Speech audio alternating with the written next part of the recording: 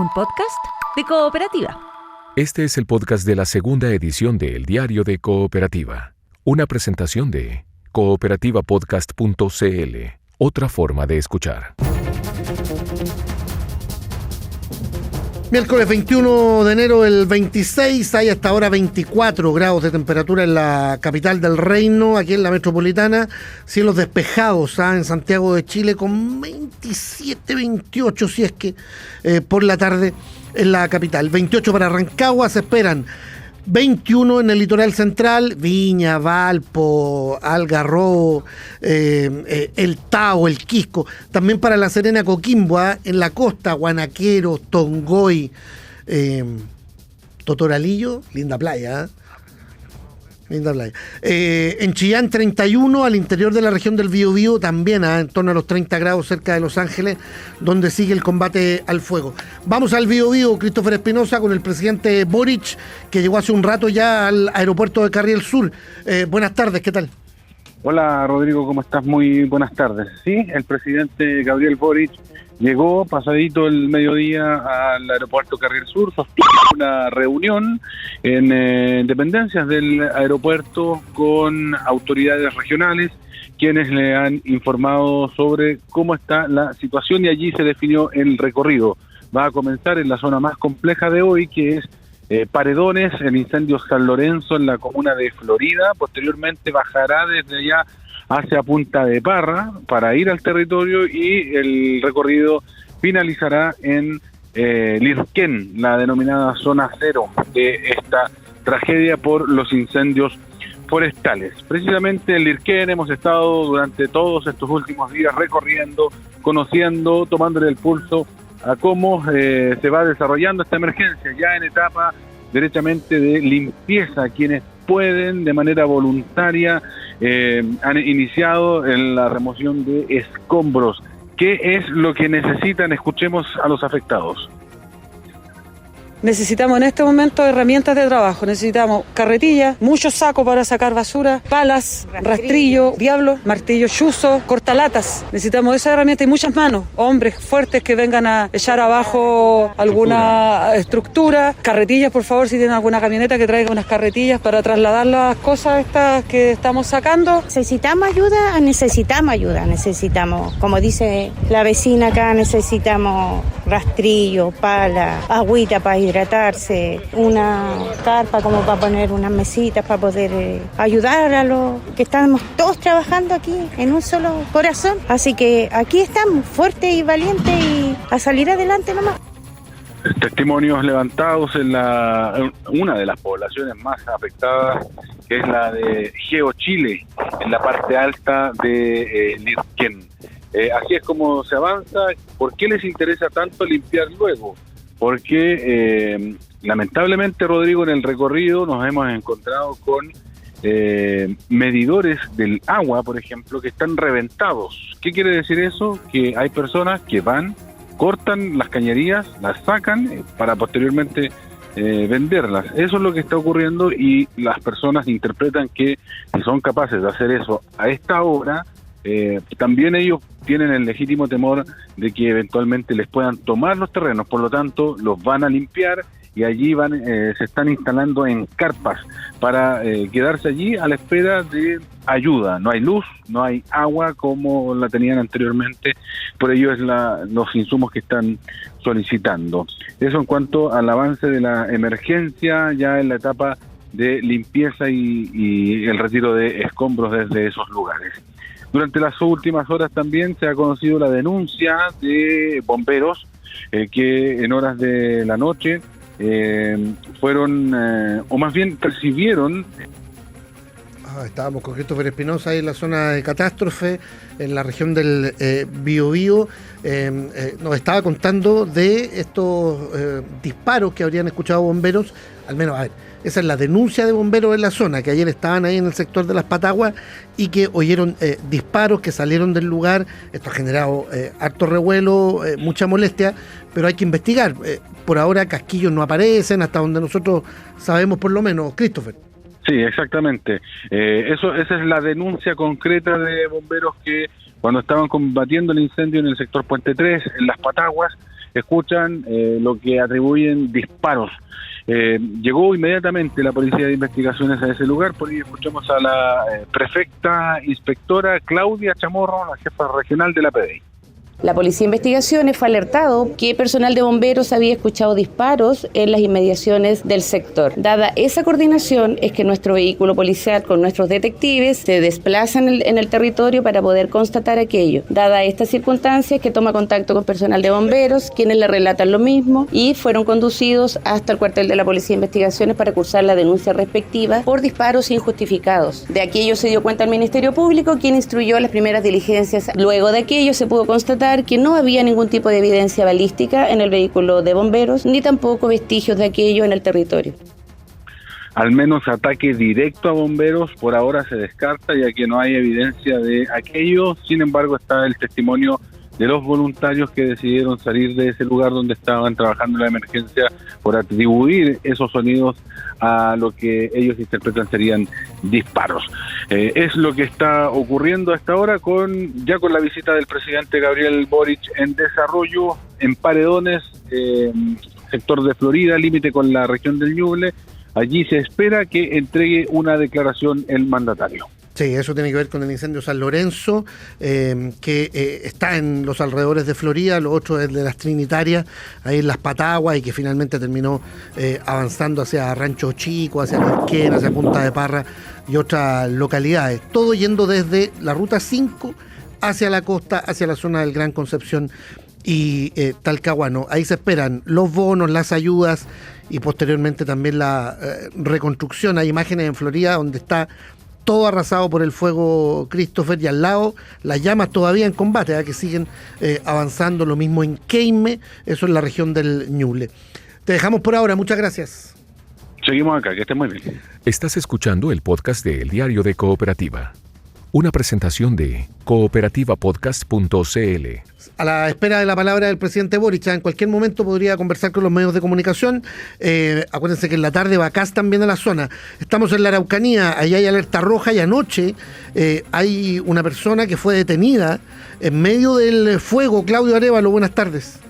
¿Qué tal, Rodrigo? Buenas tardes. Sí, esa es la noticia de esta última jornada aquí en la región de la Araucanía, la detención de una persona en el marco de esta denuncia hecha por vecinos de las cercanías de Presquenco respecto de que había una persona con un bidón, además de fósforos, encendiendo fuego. Bueno, esto finalmente se concretó a juicio de la Fiscalía. Aproximadamente 4 hectáreas de trigo fueron quemadas luego del actuar supuestamente de esta persona, que fue denunciada por vecinos y luego detenida por carabineros. Escuchemos lo señalado por la teniente de esta institución, Jimena Valle, entregando mayores precisiones respecto de este operativo policial que da con el resultado de la detención de esta persona acusado de iniciar un incendio.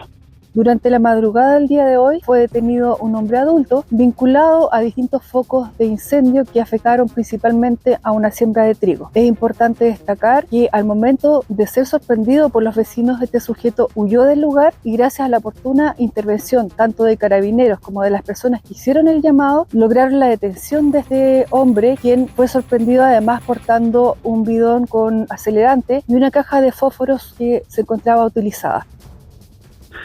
Ha sido el tema durante toda esta mañana, lo han analizado gremios agrícolas, también las autoridades del gobierno, desde la CONAF también lamentan esta situación y de alguna manera viene a refrendar lo señalado por las autoridades en orden a que en la Araucanía han existido varios hechos de esta naturaleza, es decir, intencionales. De hecho, ayer entregaban algunas cifras desde Senapred y CONAF, también la Seremi de Seguridad Pública, Rodrigo, en orden a la detención de más de 70 personas en la temporada de incendios desde el año pasado hasta ahora por tener algún grado de responsabilidad en el inicio de estas emergencias forestales. También está el contexto, por supuesto, de la región de la Araucanía, que presenta situaciones bastante complejas en algunas comunas específicas donde ocurren ataques incendiarios que también han derivado algunas veces en incendios forestales. El ministro de Seguridad Pública, Luis Cordero, abordó esta situación, condenó los hechos, calificó la detención de esta persona como un hecho absolutamente grave. Lo pasamos a escuchar. En la madrugada, en uno de los incidentes, en nuestra opinión, más graves de lo ocurrido desde el punto de vista de seguridad la noche de ayer, en la zona de Presquenco, Selva Oscura, se pudo establecer Según la versión de testigos, que se habían dado inicio a distintos focos incendiarios utilizando líquidos acelerantes en una plantación de trigo emplazada en el lugar. Se detuvo a la persona que inició estos incendios y se incautaron con él un bidón de 5 litros de combustible más fósforos disponibles. Se han afectado 4 hectáreas de cultivo. Durante esta jornada se espera que esta persona sea presentado en los tribunales de justicia en Lautaro para la correspondiente audiencia. En lo que respecta a buenas noticias, Rodrigo, de 13 bajaron a 8 los incendios forestales, esto en virtud también a las condiciones climáticas, hubo llovizna y lluvia leve en algunas comunas y esto por supuesto ha ayudado a bajar las emergencias forestales. Sin embargo, la región permanece en alerta roja y durante la tarde se esperan nuevos balances de la autoridad respecto al trabajo desarrollado en diferentes puntos de la zona. Gracias, Claudio. Buenas tardes. Estás escuchando el podcast de El Diario de Cooperativa. Una presentación de cooperativapodcast.cl. Balances, cifras formales, oficiales, hubo reunión temprano en el Senapred. Gloria Gutiérrez, y cómo esto se mezcla con el debate sobre la ley de incendios. Polémica ahí entre la ministra Vallejo, la senadora Rincón. Buena tarde, bienvenida. ¿Qué tal, Rodrigo? Muy buenas tardes. Y esta mañana sesionó nuevamente en las oficinas de Senapred el COGRID nacional, dando cuenta de un nuevo balance de la emergencia que afecta al sur de Chile por los incendios forestales.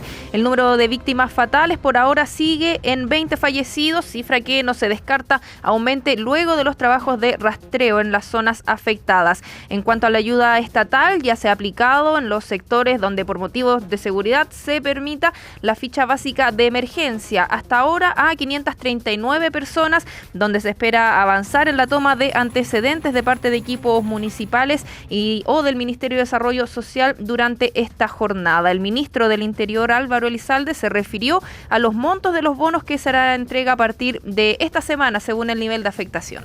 Se ha establecido un bono de recuperación que comprende 2 tramos de acuerdo al nivel de afectación, 1.500.000 pesos para la afectación alta y 750.000 pesos de acuerdo a la afectación media. Para acceder a este beneficio se requiere contar con la ficha básica de emergencia y se realiza a través de un depósito único en la cuenta RUT del jefe o jefa de hogar, o también puede ser cobrado de manera presencial en una sucursal del Banco Estado. Es fundamental avanzar en el levantamiento de la ficha FIBE para que las personas puedan contar con este bono de recuperación. Vamos a tener ya en las próximas horas el primer listado y esperamos empezar a pagar este bono dentro de esta semana.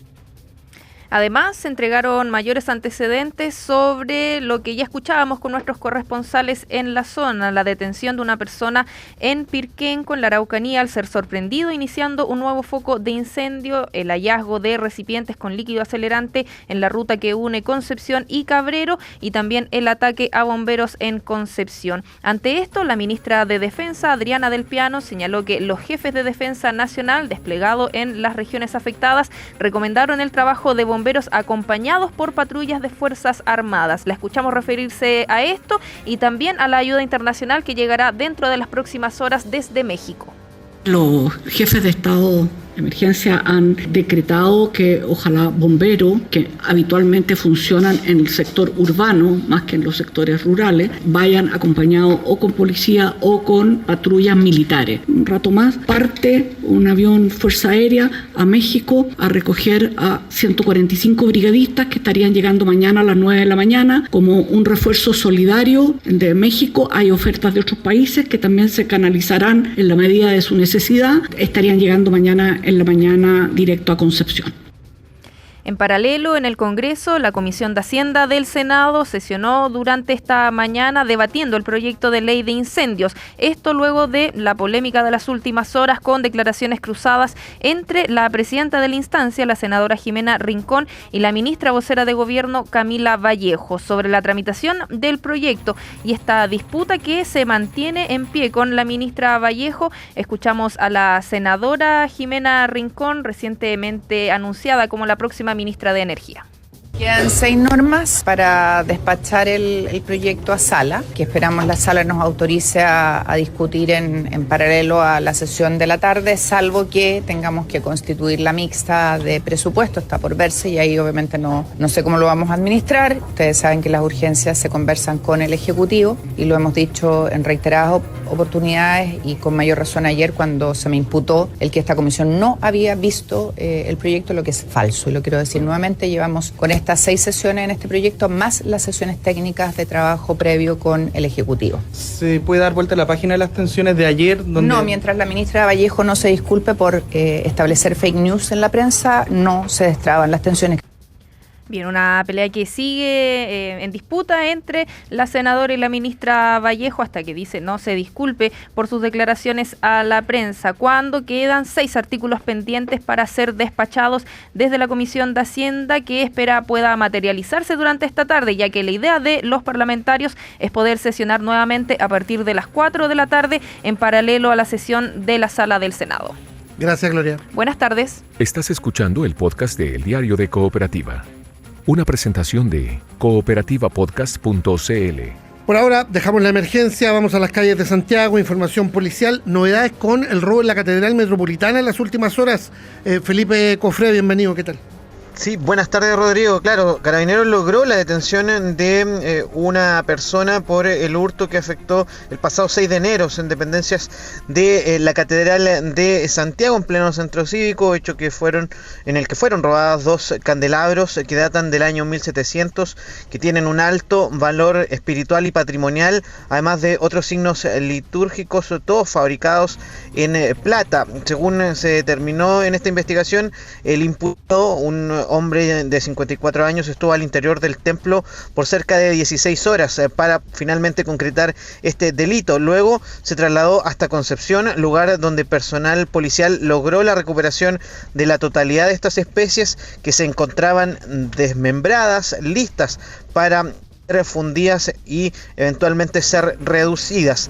Respecto a su detención, esta se concretó en Paine, en la carretera, mientras se desplazaba en dirección hacia Santiago junto a su pareja, la que también fue detenida. El teniente coronel Fernando Bozo, jefe de operaciones del departamento S9, entregó más detalles. Transitaba en su vehículo particular desde Concepción hacia la región metropolitana, efectuando un procedimiento para lograr su ubicación en la carretera y posteriormente fiscalizarlo en la Ruta 5 Sur, procediendo a realizar un control de identidad investigativo, estableciendo también que se movilizaba en su vehículo junto a una compañera de delito, a su pareja, la cual fueron sometidos a control de identidad, requiriendo la solicitud de orden de detención contra este sujeto y solicitando una diligencia de entrada de registro a un inmueble en la comuna de Concepción, que luego de ser allanado fueron encontradas la totalidad de las especies sustraídas y luego de esto se realiza una entrada de registro en la comuna de Peñalolén, domicilio de la pareja del blanco de investigación, donde también se encuentra un arma de fuego. Claro, y no se trata de cualquier delincuente, porque pese a no mantener antecedentes policiales en Chile, luego de la información proporcionada por Interpol, se logró establecer que este sujeto presenta antecedentes en España y Francia por delitos similares, incluso expulsado de este último país, quedando con la prohibición de ingreso. La fiscal Catalina Cuadra, de la Fiscalía Metropolitana Centro Norte, se refirió respecto a este hecho. En el territorio nacional no registra condenas, sin embargo, este sujeto tiene diversas causas en Europa, específicamente en Francia, también las tiene en España y se está a la espera de que Italia responda a la solicitud, pero Interpol ya confirmó de que él mantiene actualmente 2 búsquedas judiciales activas por el país de España por delitos de similar característica a las cometidas acá en territorio nacional. En Francia consta una expulsión, además él tiene prohibición de ingresar a Francia hasta el año 2027, además de esto, él tiene causas vigentes actualmente en el país de España. Se desconoce cuántas entradas y salidas ha tenido al país porque se sospecha que ha tenido ingresos en forma irregular. Claro, esta persona detenida fue formalizada la jornada de ayer, se decretó la medida cautelar de prisión preventiva durante los 90 días que dura esta investigación. Gracias, Felipe. Buenas tardes. Estás escuchando el podcast de El Diario de Cooperativa. Una presentación de cooperativapodcast.cl.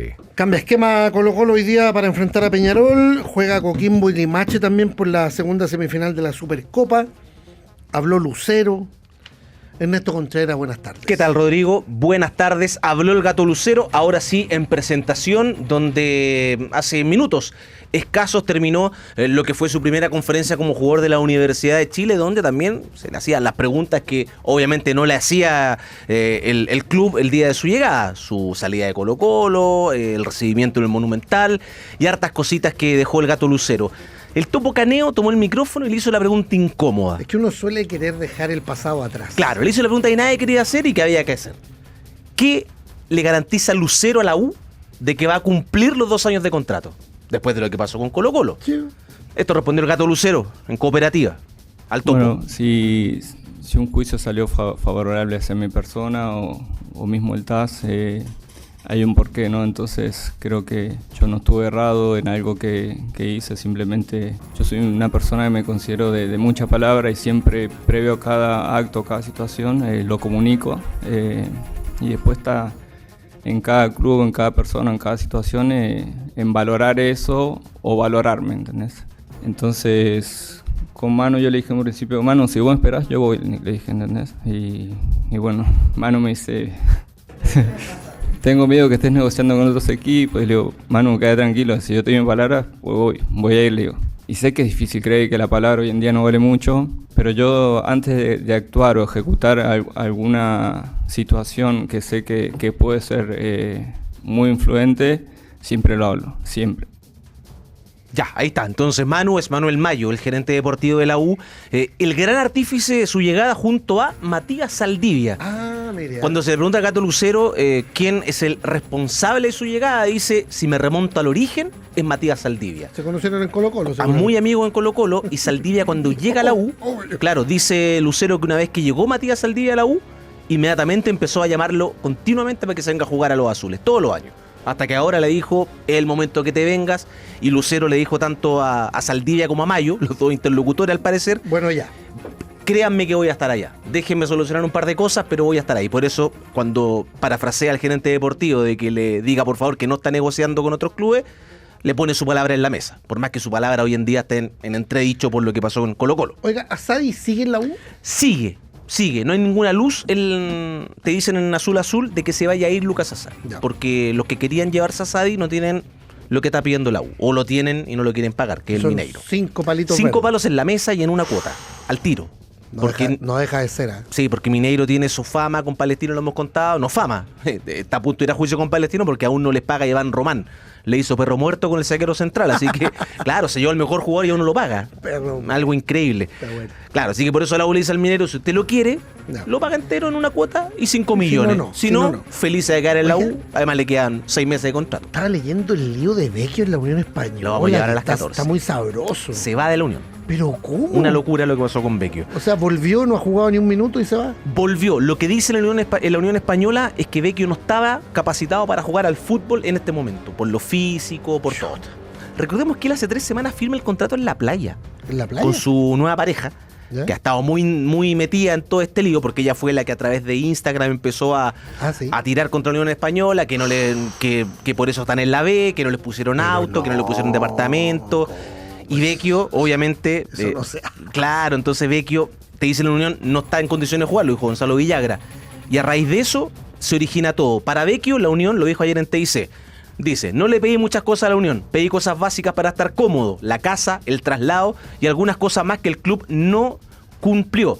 Cuando llegué no me encontré el mejor panorama, dijo. Lamentablemente el club no cumplió nada de lo que habíamos pactado. Eso dice Vecchio. Y en contrapartida, se ofrece en vivo y en directo para jugar en San Lorenzo ayer en la noche. No, un tipo absolutamente extraviado curioso, de la realidad. Bueno, recordemos que él en su primer paso en la Unión dijo que se había muerto su hermano para asistir a quién sabe qué y ausentarse un fin de semana de los partidos de la Unión. Entonces, claro, un tipo con ese registro, me acuerdo. Obviamente no depara algo bueno. Oiga, lástima por la Unión. Colo-Colo hoy día. Colo-Colo hoy día transmite Cooperativa de Deportes desde las 20 con cambio de esquema, el Cacique, línea de 4, con De Paul en el arco, Matías Fernández, Méndez, Sosa y Riquelme. Ojo con los dos centrales uruguayos que van a jugar juntos por primera vez desde el primer minuto. Al medio, Vidal, Alarcón, Méndez. Se confirma la presencia de Vidal. Ya. Arriba, Leandro Hernández, el sub-20, Maxi Romero y Francisco Marchant. ¿Y Aquino y Correa? Por descanso, ambos fuera. Sobre todo Aquino y Correa han jugado los 2 partidos completos. Cambió el esquema. Y el partido a las 21. A las 19 es la otra semifinal de la Supercopa. Con Coquimbo Limache. El campeón con Limache, Joaquín Montesinos, delantero de Limache, ¿verdad? debuta con los tomateros. Habla sobre la semifinal de esta noche, esperando al rival de la Católica. Primera vez que el club va a disputar un torneo así que por supuesto que tenemos toda la ambición de quedarnos con la copa, pero humildad. Creo que este equipo se ha caracterizado por ser un equipo muy humilde, muy trabajador, así que creo que es lo mismo que vamos a entregar en esta Supercopa. Tenemos un desafío muy importante, queremos dar lo mejor y por supuesto quedarnos con esa copa, que pues, para el club sería la primera y sería muy lindo. Estoy súper contento por el rol que me está dando el profe, a mí me gusta esa posición, hace muchos años no jugaba ahí, así que ahora por supuesto que voy trabajando día a día, sobre todo el aspecto defensivo, que quizás el aspecto que no he manejado hace mucho tiempo, pero bueno, una posición que la conozco y uno al final tiene mucha memoria y se va acordando los movimientos que hay que hacer defensivamente. Ya, pues la palabra de Montesinos. A propósito de Vecchio, la pregunta va por ahí hoy. Deportistas, futbolistas que te decepcionaron en la vida, que hicieron papelones en tu club, que fueron malas personas, como Vecchio. Pero no por rendimiento, por... No, por acciones. Por comportamiento. Lucero, dirá el hincha de Colo-Colo, quizás. Ya que está contingente, que se fue a Fortaleza, que los dejó votados, cuando en la U, Pinilla, los deja votados un fin de semana para ir a firmar por Colón y no firma. La U jugando en Antofagasta. No me acuerdo. Hace poquito. ¿Sí? Sí, Pinilla, en el último paso de Pinilla por la U. Si no me equivoco, estaba Goldberg en la dirigencia de la U. No me acuerdo. Cositas así. Decepciones de deportistas, futbolistas. Me acordé más bien del caso del Pato Yañi cuando vuelve. Yo creo que esa es otra decepción. A la U en su momento y después termina en Colo-Colo, Claro. Pero... no sé si hubo una mala acción ahí, no sé. Una decepción. Pero que el hincha diga, ¡oy, qué lata! Me sentí decepcionado por esta persona. Sí, el hincha de la Católica está harto decepcionado con el Chamuca Barrera. De hecho, tenía muchas ganas de que no fuera más su goleador histórico, ¿te acuerdas? De Chile, claro. Cositas así. Y en el deporte en general para conversar y reírse un ratito. Y vamos a comentar la historia de Vecchio, que es la historia de esta semana, sin lugar a dudas. Bueno. Sí. Gracias, pues, Ernesto. Que estén muy bien. Además de la final de la Copa de África, digamos.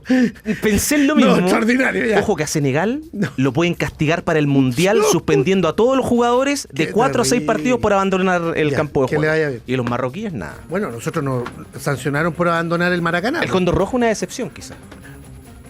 Sí. Puede ser. Bueno. Claro, pero si no se iba a la selección, sancionaban al Cóndor nomás, no al resto. Ojo con eso también. No a Chile. Es cierto. Ya, chao. Ya. Chao. Estás escuchando el podcast de El Diario de Cooperativa. Una presentación de cooperativapodcast.cl. Seguimos en la zona de la emergencia, estamos ahí con el presidente de la República, Gabriel Boric. Por la tarde llega José Antonio Kast, quien hoy ha salido a defender los nombramientos de su primer gabinete después de la presentación de anoche en la llamada moneda chica. Ahí hay figuras incluso de la ex Concertación, Rincón, el exministro Jaime Campos, que estuvo con Lagos, también con Bachelet. Hay más porque ya se conoce, por ejemplo, quién va a ser el nuevo director de la DIPRES, la Dirección de Presupuesto. Camila López, buenas tardes.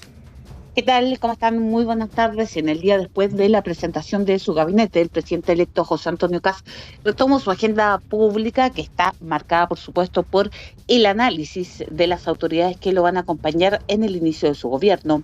Hay que recordar que ayer no hubo grandes sorpresas, pues la mayoría de los nombres se conocían, con excepción del próximo ministro de Economía, Daniel Mas, quien también asumirá la cartera de minería, pues horas antes de la ceremonia se optó por bajar a Santiago Mon, ya que la minera para la cual trabajaba hizo el anuncio antes que el presidente electo. Con todo, otro foco de polémica son 2 ministros que vienen del mundo de la centroizquierda. Se trata de la senadora de Demócratas, Jimena Rincón, ex militante de la Democracia Cristiana, y del titular de Agricultura, Jaime Campos, quien todavía milita en el Partido Radical. Esta mañana, en un seminario de Clapes UC, fue el mismo Kast quien defendió los nombramientos y dijo que se siente orgulloso que Campos y Rincón hayan integrado los gobiernos de Lagos y Bachelet, pues eso, dijo, posibilita el diálogo con otros sectores. Y ahí le doy las gracias al ministro de Agricultura, Jaime Campos, un maestro, porque tiene mucha experiencia acumulada y no tiene ningún problema en contestar derechamente.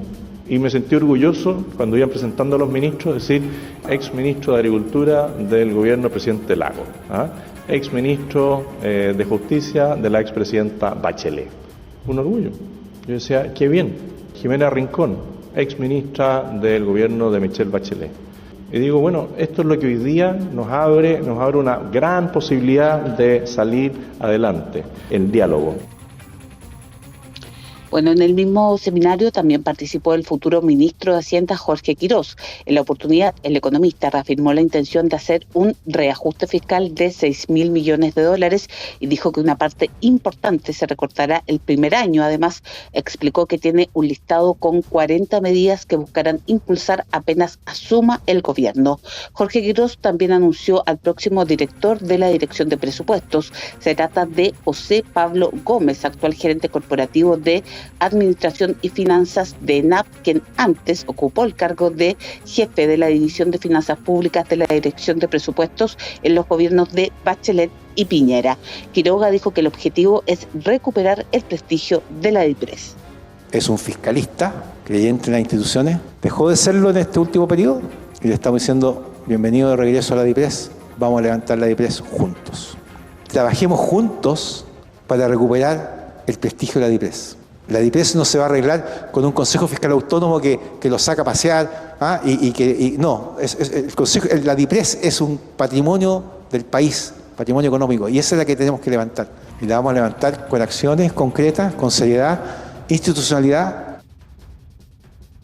Y esta tarde José Antonio Kast sigue con su agenda, pues viaja a la zona afectada por los incendios, acompañado por su futuro ministro de Vivienda, Iván Puduje. El presidente electo visitará Florida, Penco y Concepción. Camila López, pendiente de todo ahí en el futuro oficialismo. Muchas gracias. Buenas tardes. Estás escuchando el podcast de El Diario de Cooperativa. Una presentación de cooperativapodcast.cl. Que dice que el Consejo Fiscal Autónomo saca a pasar a la directora de presupuesto. Bueno, el nuevo director de presupuesto trabajó mucho tiempo allí, después lo sacaron, ahora vuelve, y a cargo del buque, digamos. Va a ser importante mirar eso con más detalle. Ya, hay reacciones. El actual oficialismo debutó en la práctica como la futura oposición que van a hacer, con críticas al diseño del gabinete, declaraciones de futuros ministros que se fueron recordando hoy día, eventuales conflictos de interés que parecen haber, ¿no? Así como a simple vista, y también algunas reprimendas valóricas en medio del debate político. Mariano Reyes, ¿qué tal? ¿Qué tal, Rodrigo? Muy buenas tardes. 30 minutos de diferencia hubo entre que el presidente electo anunció a Jaime Campos como futuro ministro de Agricultura y la presentación formal que hizo la mesa directiva del Partido Radical a su Tribunal Supremo buscando su expulsión. A las 22:03 fue ingresado ese requerimiento, al mismo tiempo en que Campos comentaba en La Moneda Chica que lo tenía sin cuidado, que él no iba a renunciar a su militancia y que ni siquiera conoce al actual presidente de la colectividad. Ese ha sido uno de los focos de críticas que ha tenido el diseño de José Antonio Kast para su primer gabinete ministerial. Sin embargo, los otros partidos del oficialismo, cada uno ha perfilado bien sus dardos. Por ejemplo, en el Frente Amplio cuestionan el perfil empresarial y los eventuales conflictos de interés. Ellos dicen que su reacción no fue exagerada la jornada de ayer, cuando la compañía Los Andes Cooper se adelantó al presidente electo y anunció en ese momento a quién sería el próximo ministro de Minería, un nombramiento que finalmente no se concretó. Pero además consideran en el Frente Amplio que se ha tratado de una provocación los perfiles que se escogieron para este primer gabinete de José Antonio Kast. Así lo comentó en el primer café de Cooperativa la presidenta del partido, Constanza Martínez. Además de los casos empresariales, tenemos los dos casos de ministros que defendieron explícitamente a Pinochet. Tenemos 3 ministros que son panelistas de Sin Filtro, que son también un tipo de programa que tiene un tipo de conversación que es bien distinto al que estamos teniendo hoy día. Y tenemos también a una ministra de la Mujer, a un ministro de Transporte que no creían en su cartera. La provocación que está haciendo el presidente en torno a hablarle a un sector particular y no necesariamente a todo Chile, que yo creo que es también lo que nosotros esperamos. Bueno, una muestra de cómo será la futura oposición, o más bien las futuras oposiciones, porque la convivencia interna en el sector sigue quebrada luego de la polémica entre el Partido Socialista y el ex bloque Apruebo Dignidad. Hoy en la Cámara de Diputados y Diputadas, cada bancada oficialista ha salido por separado a exponer sus críticas. En general, se acusa improvisación, se acusan parches de último minuto y que se le está hablando más a la industria que a las personas. Pero otro foco de cuestionamiento lo ha absorbido sido la futura ministra de la Mujer, cuestionada por su activismo conservador hace unos años atrás en el Congreso, sobre todo en la tramitación del proyecto de aborto en 3 causales. La diputada socialista Daniela Chiccardini mostró su preocupación por las posturas que ha planteado Judith Marín en temas de género en el pasado, mientras desde la Democracia Cristiana el jefe de la bancada, el diputado Héctor Barría, llama a no tener prejuicios. Yo lamento profundamente que la próxima ministra de la Mujer sea alguien que relativice los derechos de las mujeres, que tenga una visión conservadora, que rechace el aborto, porque son luchas de mujeres que nos ha costado años poder conquistar. Que a una ministra se le esté exigiendo credenciales por pertenecer a la religión evangélica, no lo comparto. Estoy en contra de lo que se denomina la canutofobia. Bueno, desde el Partido Comunista se suman a las críticas de las organizaciones de derechos humanos por la nominación de Fernando Rabat en el Ministerio de Justicia y Derechos Humanos. Recordemos que él participó en la defensa jurídica del dictador Augusto Pinochet y hoy desde la bancada del Partido Comunista en la Cámara catalogaron ese nombramiento como una aberración. También a ministros del presidente Gabriel Boric, que son parte de su comité político, se les ha consultado durante esta jornada, pero ellos han descartado responder, asegurando que no le corresponde opinar sobre los nombramientos del presidente electo. De hecho, en el actual gabinete, el ministro Cordero ha destacado la trayectoria personal y profesional de quien va a llegar a ese cargo en marzo, la ex fiscal Trinidad Steiner. Respecto de la nueva ministra de la Mujer, que es del Partido Social Cristiano, conversamos con la presidenta de esa tienda hoy, Sara Concha, hace un ratito. Esa posición se puede revisar ahí en cooperativa.cl. Gracias, Mariano. Que estén bien, buenas tardes. Estás escuchando el podcast de El Diario de Cooperativa. Una presentación de cooperativapodcast.cl. Otra cosa, en el Congreso, el proyecto de reajuste se revisaba en la Cámara, todo indica que va a mixta, el amarre se volvió a caer. Juan Cristóbal Chato, buenas tardes. Buenas tardes, Rodrigo. En su tercer trámite constitucional y con 122 votos a favor y 4 en contra, en la votación general, la sala de la Cámara de Diputadas y Diputados aprobó las modificaciones del Senado del proyecto de ley de reajuste al sector público. Con esto afirmaron desde la Secretaría de la Cámara, el proyecto queda despachado a ley tras una compleja tramitación. En concreto, fueron aprobados el reajuste central a este proyecto, que era de un 3,4% a los sueldos y bonificaciones y aguinaldos de los trabajadores, pero dejando fuera materias como las normas que desde la oposición denominaron como amarre, que iban en la línea de exigir que en el caso de no renovar personal a contrata con más de 5 años de experiencia se tenga que justificar de forma administrativa el despido, y en el caso de que esto se considere injustificado, los funcionarios pudieran eventualmente reclamar ante la Contraloría. Esto quedó finalmente fuera del proyecto. El proyecto en general y las votaciones separadas contaron con apoyo de parlamentarios de la oposición. Sin embargo, manifestaron duras críticas a medidas que están incorporadas en la ley que acusan que no corresponden, y también respecto al financiamiento, ya que una norma importante para asegurar fondos al proyecto había sido rechazada en el Senado. Escuchamos parte de las intervenciones de los diputados Miguel Mellado de Renovación Nacional, Daniel Lilayú de la UDI y Johannes Kaiser del Partido Nacional Libertario. El reajuste que llegó del Senado no tiene financiamiento. El Consejo Fiscal Autónomo, la Contralora, ya lo advirtieron, el riesgo fiscal. Lo que hace el Ejecutivo es aprovechar los plazos acotados de una ley de reajuste para forzar la aprobación de normas que no resistirían un debate serio, profundo y transparente. Esta forma de legislar no solo es inaceptable, sino que vulnera principios básicos de probidad. En área del tiempo yo claramente voy a votar a favor, pero no es un respaldo político a este gobierno, sino una señal de responsabilidad fiscal con los trabajadores del sector público. Este déficit que está generando este Ejecutivo y que el próximo Ejecutivo no ha criticado con la fuerza y voluntad que yo habría considerado necesaria, va a significar que en otra parte van a faltar los recursos o vamos a tener que endeudarnos más. Por el otro lado, en el oficialismo recriminaron durante el debate lo que acusaron como un esfuerzo constante de la oposición o parte de la oposición por deslegitimar la función pública, apuntando a que esto va en beneficio de funcionarios como los que hoy están desplegados en marco de los incendios y quienes tendrán que trabajar después en las catástrofes y la reconstrucción. Lamentaron también el hecho de que en el Senado quedaron fuera algunas normas que buscaban proteger derechos sindicales. Así lo comentaron durante el debate los diputados Juan Santana del Partido Socialista, Camila Rojas del Frente Amplio y Marta González, independiente de la bancada del PPD.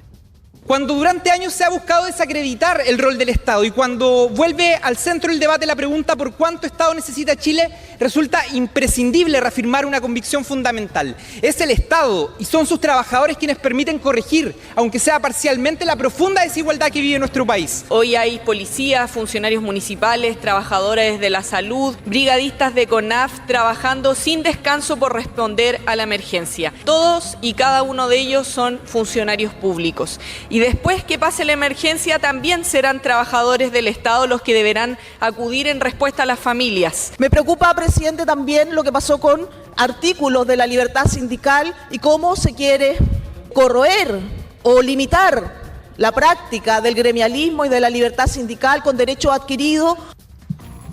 Desde el gobierno, al cierre del debate en la sala, el ministro de Hacienda, Nicolás Grau, valoró que los puntos centrales del proyecto, en particular el reajuste del 3,9%, hayan sido aprobados, al igual que otros puntos, dejando un balance de 130 normas que pasaron y solo 15 que se rechazaron. Lamentó, eso sí, que entre esas estaban precisamente estas normas que fueron acusadas como amarre, pero que desde el oficialismo y el gobierno insistieron en que buscaban dar estabilidad laboral a los funcionarios públicos. Escuchamos parte de la intervención del ministro Nicolás Grau. Lo que lamentablemente no logramos ni acá ni en el Senado obtener los votos es lo relativo a evitar arbitrariedades y tener mayor transparencia en la forma en la que se renuevan las contratas. Probablemente se va a seguir siendo un desafío para las siguientes administraciones porque hay solo en el gobierno central 287.000 personas a contrata. 70% de ellas el 2024 entraron por concurso, es decir, no es gente que entra a un gobierno, sino que entra a trabajar al Estado. Y probablemente va a ser un rol de ustedes y también de la sociedad civil, en fin, estar muy atentos respecto a cómo evoluciona el empleo público en la próxima administración. Según apuntó también hace algunos minutos, nada más el ministro Grau, esto al tener algunas normas que se votaron por separado, al tener un quórum de carácter constitucional, va a tener que pasar por el TC antes de convertirse en ley. Gracias, Juan Cristóbal. Buenas tardes. Estás escuchando el podcast de El Diario de Cooperativa. Una presentación de cooperativapodcast.cl. Ya, pese a todo lo que ha ocurrido en el oficialismo, en algunos sectores se insiste con cambiar la ley Naín Retamal. Y en el PS dicen que no se van a hacer parte de esto. Fernanda Ávila, buenas tardes. Sí, buenas tardes. Se profundizan las diferencias en el oficialismo luego de la absolución del ex carabinero Claudio Crespo, acreditado como el autor de los disparos que cegaron al ahora diputado electo Gustavo Gatica. Recordemos que la semana pasada desde el Partido Comunista y el Frente Amplio se apuntaba a presuntas responsabilidades en el Partido Socialista por la aprobación de la ley Naín Retamal, lo que terminó en este quiebre. Esta mañana, diputados de dichos partidos encabezados por Acción Humanista ingresaron una iniciativa que busca eliminar la legítima defensa privilegiada en la ley Naín Retamal, asegurando que esta figura altera principios básicos del derecho penal chileno, debilita el control judicial sobre el uso de la fuerza estatal y daña el compromiso con los derechos humanos. El proyecto busca derogar los párrafos 3º, 4º, 5º y 6º del numeral 6 del artículo 10 del Código Penal. Y desde el Partido Socialista, el diputado Raúl Leiva mencionó que el objetivo de la ley Naín Retamal nunca fue eliminar la responsabilidad penal frente a casos de este tipo, por lo que no se van a hacer parte de esta iniciativa. Escuchemos parte de sus declaraciones.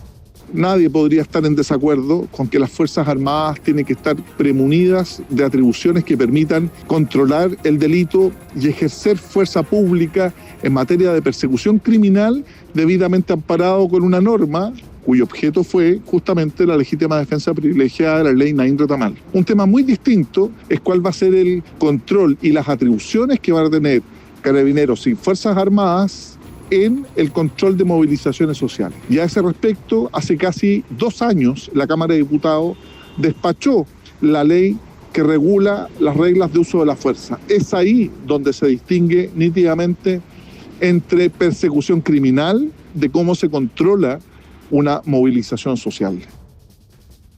Desde el gobierno, la ministra vocera Camila Vallejo evitó referirse a este tema, apuntando que esta discusión va a tener lugar en el próximo periodo parlamentario y será visto también por el próximo gobierno. Eso a partir de marzo. Gracias, Fernanda. Buenas tardes. Aquí termina el podcast de la segunda edición de El Diario de Cooperativa.